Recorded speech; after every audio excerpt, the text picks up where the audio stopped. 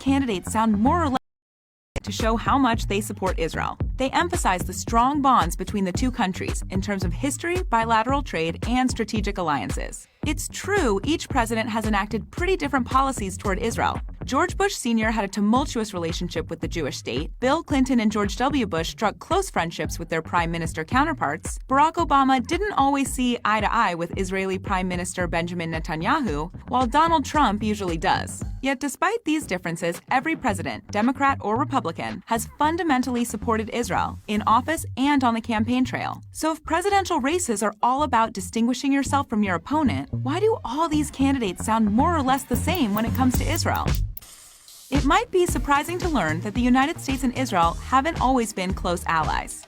In the mid-1950s, during the height of the Cold War, President Dwight Eisenhower didn't really care about the Jewish state. His focus was on the newly independent Arab countries, which he worried would be scooped up by the Soviet Union. During the Suez Crisis of 1956, Britain, France, and Israel formed an alliance against the most influential Arab country, Egypt, who found itself in the middle of a global tug-of-war. Eisenhower decided to condemn his country's Western allies and side with Egypt instead. But even after Britain, France, and Israel backed down, Egypt sided with the Soviets anyway, and the USSR became a dominant power in the Middle East. Years later, Eisenhower supposedly called this one of his biggest regrets as president. JFK supported Israel more than Eisenhower, and became the first